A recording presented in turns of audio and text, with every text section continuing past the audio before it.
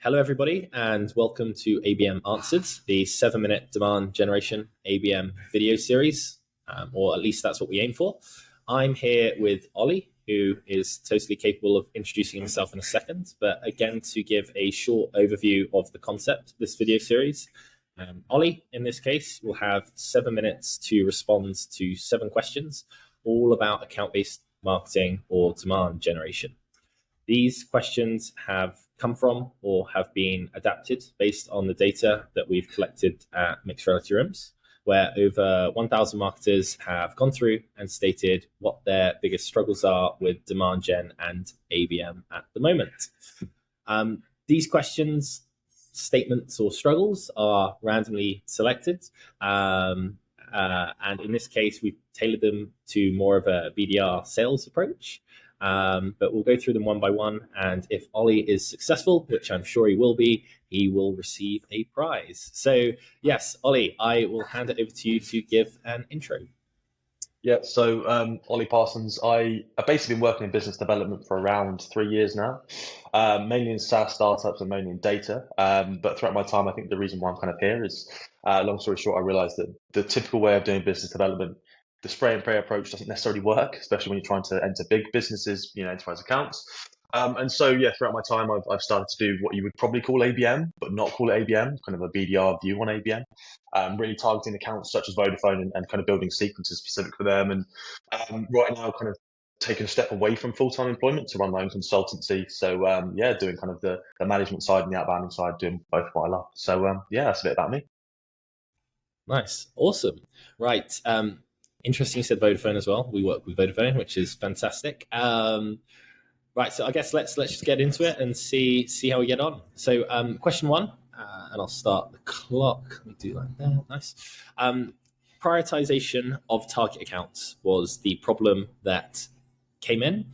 So I guess from your perspective as a BDR, what kind of criteria or data, like what's the data that you focus on to decide whether you want to go after them or not? Yeah, I think there's a few different things. So I'll always look in the CRM first. So, if I get given an account, I look, has that account had a previous meeting? Have there been a previous opportunity? Is there any contact in that account that already knows our kind of brand name? And then to the account that way, see if I can get kind of a quick update from a person that knows of us or has worked with us to some degree. If that's not the case, then I look for other triggers. Sometimes you're using an intent tool such as 6 Sense. You go in there and see if there's any keywords being searched, upload a CSV of accounts you've been given and prioritize them that way. But in my opinion, the best way to prioritize is actually to get it into LinkedIn, get your first party data there. So upload your account list and actually see which senior stakeholders have recently moved, especially ones that have keyword kind of specific, they might mention a specific tool that you are competing against. So therefore they have experience using something that your tool fits in the bracket of. And so they understand what your pitch is and how it resonates with them. Really the way I prioritize target accounts and teach reps too is how can you get the easiest yes or no? We don't always want a yes. There's no point trying to force everyone into a meeting because then the A's get annoyed. So it's really about how do we prioritize who can tell us in accounts, with actual reasons, not just no, get lost. Is it a no because they're using a competitor? Is it a no because the contract doesn't run out for 7 months? All this useful information to then almost reprioritize which ones you're going to reconnect with or leave for good. So I suppose that's the best way I do it. Probably not in line with what marketing want a lot of the time, but I think that's how we approach it from the sales perspective. Nice. I can already tell you're going to be really good at this. Fantastic. And on the follow-up, just to that question, you said use 6 Sense for intent data and things like that. Other problems that come in are from marketers, this is specifically, they question the validity and the reliability of that intent data. Are you kind of in agreement with that? And that's why you go to LinkedIn because that's pure first-party data?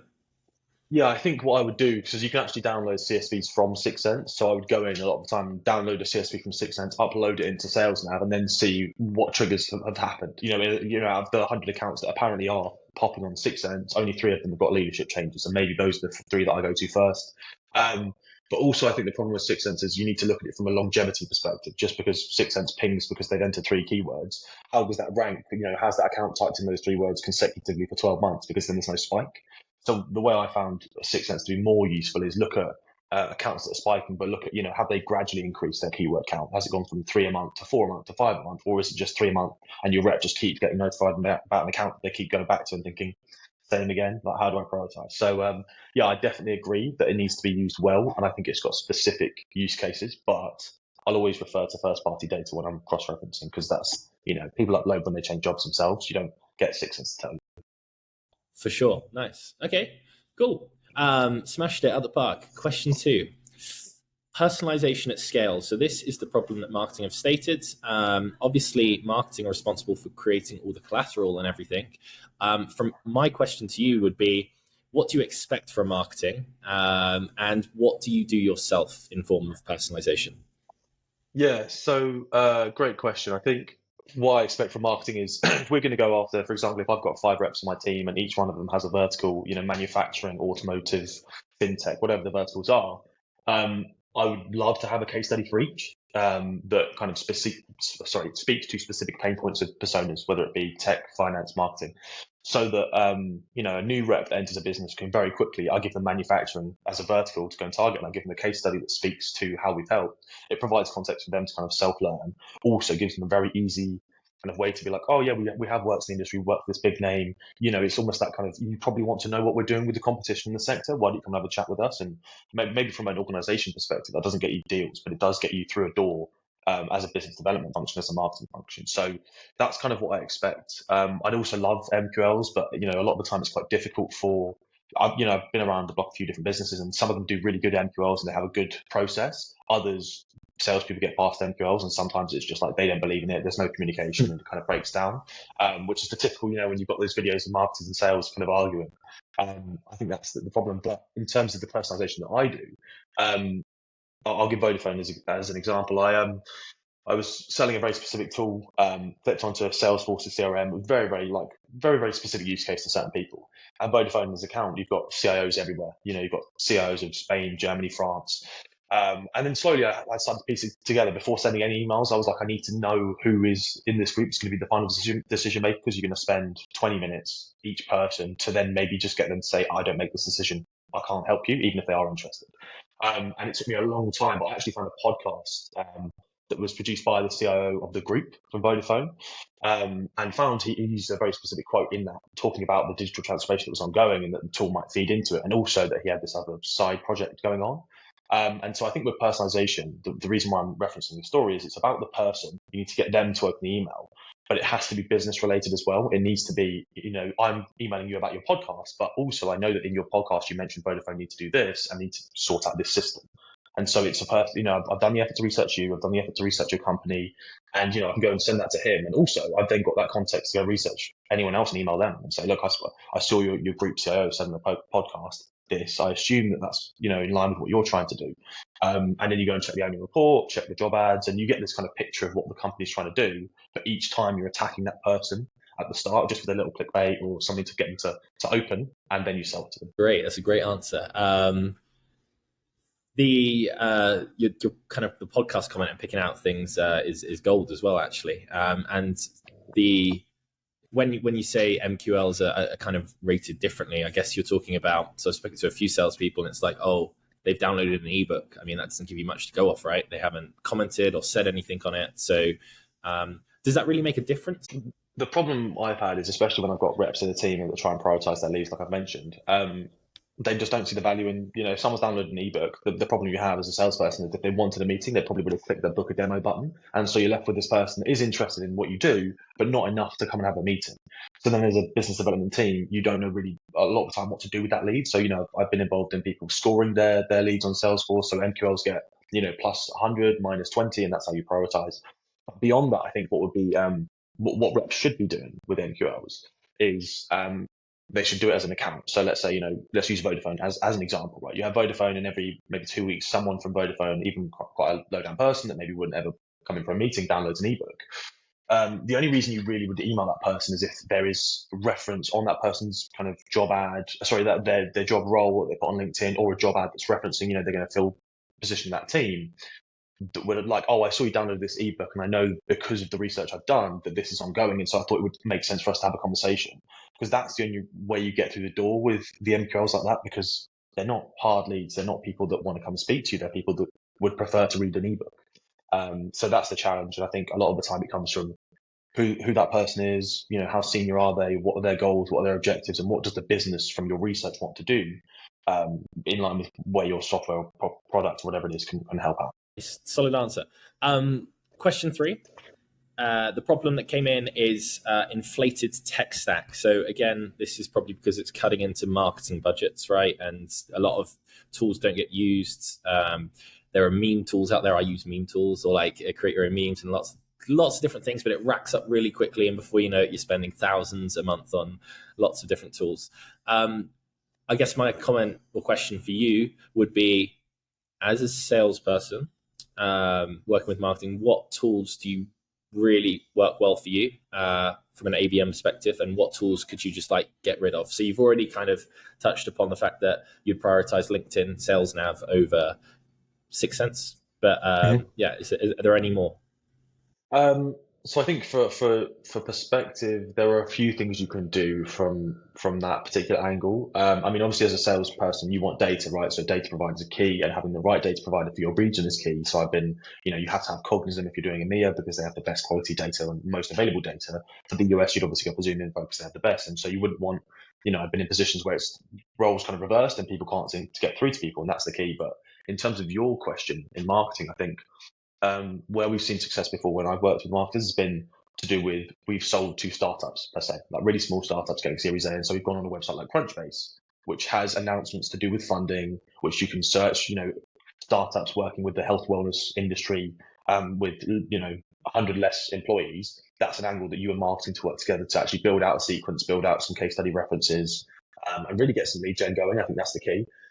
If you're going to do larger accounts, there's tools called SimilarWeb, which is really, really useful for analyzing kind of website visits. So you can go and see how much, is there a sudden increase in website visits month on month, which leads to more and more visitors, more clicks per page, whatever it is, and then start to kind of build an account like that. But I think it's quite difficult, I would say, for marketing and sales to get a tool that aligns. Maybe another one would be something like Loom, where you can do kind of videoing together. You can have like a Loom sequence for Vodafone, as we've mentioned, and have kind of videos to each senior stakeholder, and their marketing could help provide that and provide the support and the kind of maybe even the copy for that. But I think that would be the key areas. How does marketing enable sales rather than hinder it? Because I think a lot of people out there see sometimes marketing is hindering when it's not. I know marketers trying to do the best they can to help sales, and sales want to sell. So that's the bridge you've got to kind of cross as a team, I suppose. Okay. Question 4. This again is a common question, so I include it in every interview. Engage the entire buying committee, not just one or two contacts, is the problem. So running up multiple stakeholders at the same time. What have marketing given you in the past to really help with this? Are there any materials, content, experiences that they give you? And how do you approach it from a sales perspective? Yeah, so I think one of the best ways that I've been supported in that type of scenario from marketing has been, in sales, we try and get to the top decision makers. And there's two ways you can do that. You can do top down, and you can go for the top person. If they don't respond, or they don't respond for ages and ages, you go down to the next level and see if they respond, and to the next. Or you go the other way around, you go bottom up, and you go for the users that are going to be using the tool, that have the pain, but would never be the ones to sign the contract, but you need to climb up and get buy-in from the belows to go up. So the way that I've seen it work before is marketing done the bottom up and I've done the top down, so that when you kind of have different meetings on different levels, people start speaking internally and say, "Oh, I didn't realize you were meeting with my colleague next week. Can I join that meeting?" And then you've got an internal conversation in their business about your company. And I think that's when marketing and sales can really work together, when sales are being pushy and picking on one particular angle, and marketing kind of hitting the rest of the lower down kind of easy fruit or low hanging fruit, I suppose you'd say, and trying to kind of create that use case internally for them to start a conversation.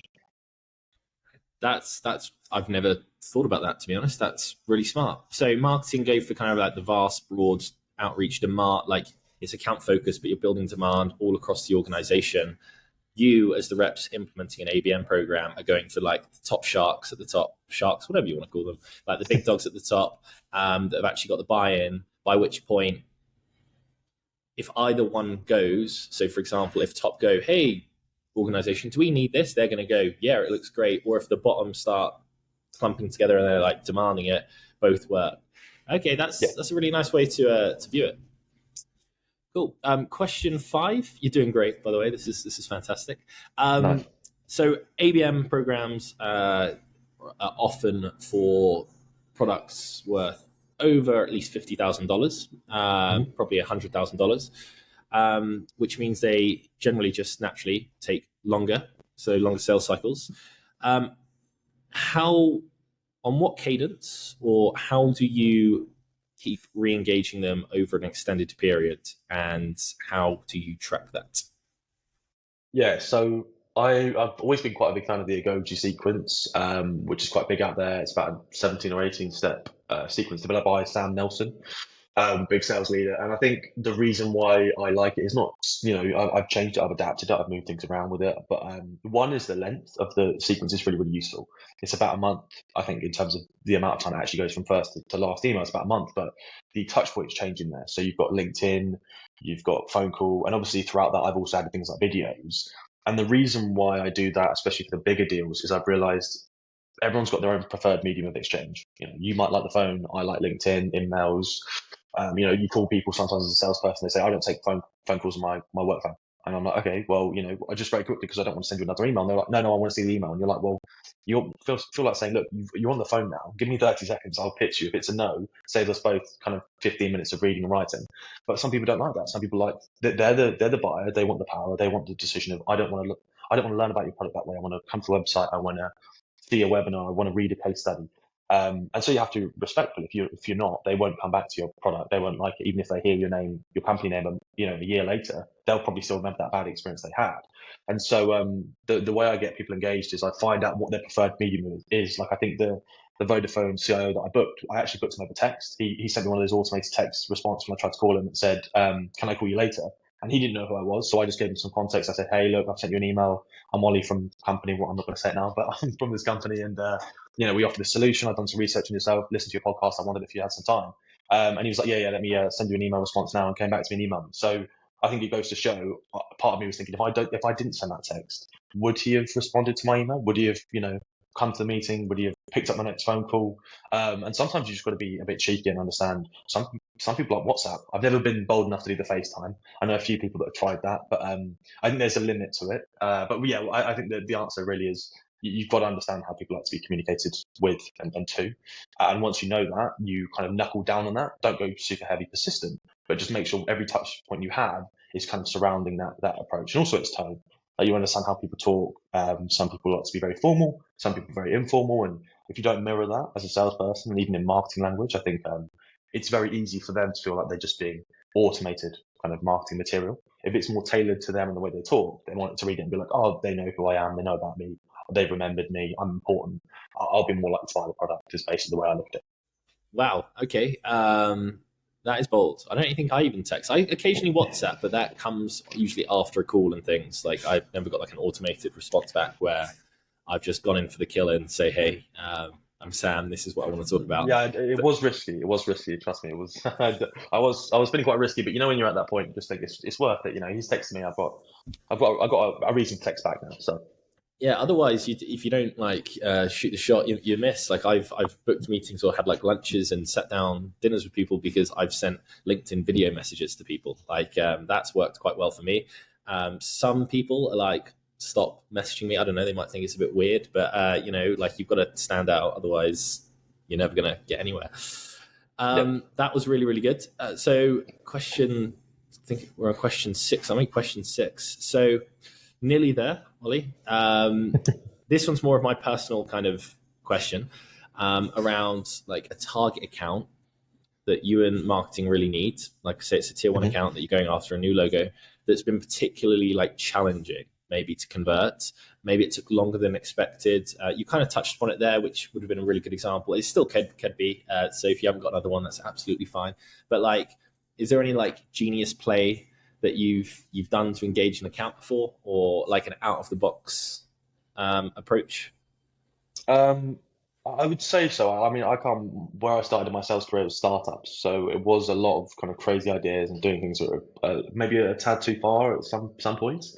And I won't name the exact company, but I found out a company that I was prospecting to. I'd spoken to the CEO a few times and he was interested.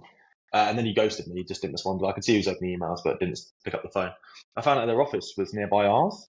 And so one morning I just kind of went in with a few coffees, unannounced, just kind of rang the door. I was like, and I didn't get to meet him. He wasn't there, but I met some of the team that we would have, like, they would be the end users and start speaking to them. The CEO he very quickly came back to me the next day and said like, oh, thanks for the coffees. Let's have a conversation. So, they didn't end up buying in the end, but I think it was a bit bold. That's quite bold if you're doing that. I think in the startups you're allowed to because they're quite a close knit team, and we were also a startup, so there's that kind of camaraderie in there.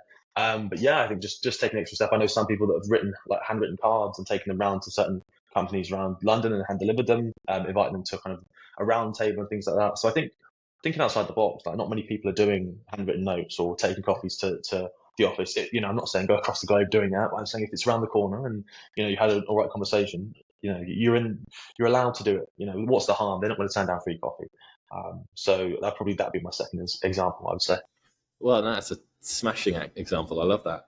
I guess if you let's say you worked at Vodafone, you probably wouldn't have the ability to go and do that. But it's the fun of working in a startup. You get to try these things. Exactly. And also, as an individual, it probably helps your network as well. You'll always be remembered as the guy that's walked in and bought the coffee, even if it did cost you like 20 quid, 30 quid. All right, final question. And there's another question actually I want to ask because it came up yesterday in a video. But final question is aligning marketing and sales. We've kind of touched upon it about what we expect from marketing within the sales outreach, account-based marketing process. But on a previous episode, someone, I won't mention names, said that the closer a sale gets to being a sale, the breakdown between marketing and sales begins to stop because sales feel, or this was their perspective of it, by giving marketing credit, it takes it away from them, which is totally natural, right? People want to claim responsibility, but we've touched upon goals as well and communication, but I guess what is the key to aligning marketing and sales in your opinion? Yeah, I think it comes from the sales manager that's in charge of the business development team, or whoever the leader is, whoever is kind of the one leading that team, because a lot of the time business development reps are quite junior in their role. A lot of them are graduates or have relatively limited experience in the corporate world, which you can't blame them. That's how these things work. It's an entry level job a lot of the time, and because of that, they don't really understand sometimes how to communicate with other teams in the business. And so their immediate response is they get given a list, as I mentioned, by marketing. A lot of the time they just do the bare minimum with it. They want to go and send emails because they're being asked to, but they won't prioritize it the same they will as other target accounts they've got. And so to answer your question, I think the sales leader, whoever that is, has to go and start a dialogue with marketing. That it's a lot easier for them just to be quiet and just say, my reps are working on it, we're not getting any leads, it's your fault.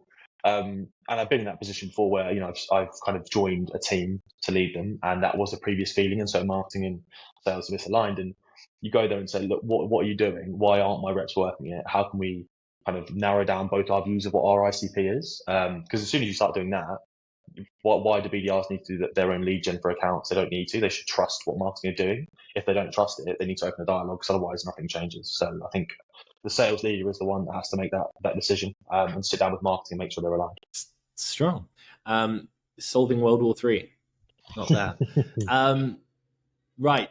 I'll leave it at that, actually, because slightly overrun. But thanks so much for joining, Ollie. At the moment, in terms of prizes, we're giving out Space Good, but I'll send that on to you afterwards. Nice. But yes, I guess the only last question we have is, do you have a question that you would like to know from, I think the next 5 or 6 guests are definitely marketers, from marketing, about marketing from a sales perspective? I suppose, what would they like to see as a conversion in terms of the leads they provide salespeople? What would they, I guess, say that the leads should be converted? If they're passing MQLs to a sales team, what percentage of those leads do they believe should progress to an opportunity? Let's not say close, but let's say an opportunity. I'd be interested to know that, definitely. Are you underlined there? Is there you calling marketing out, knowing that a lot of companies throw just any MQLs down, or no? No, so I think the reason why I'm asking that is because I've not ever been, when I've asked that question and said, look, you mentioned that my team can't convert them. What would you be looking for a conversion? What would you say is difficult? And a lot of the time they don't have an answer. And when I'm asked how many leads I think my team should convert, it's all to do with the data. You know, how many Yeah. leads have we hit? How many historically have we converted? But I'd just be interested to know what marketing view, because I think I think the reason a lot of marketing and sales don't get on a lot of companies is because of just that. Like the conversion conversation doesn't happen, and so Hmm. they think it should be higher, or sales think it should be lower, or vice versa. And it all comes down to conversions because neither of us really close business. I would say early Hmm. doors. You know, we're both just kind of excitement engines, so to speak. We get people in the room. So you know, Excitement engines. yeah, I don't Nice. know why I said that. Don't put that in the recording, Jesus. No, it's kind of spot on. Okay, and when you say, okay, so I'm super clear.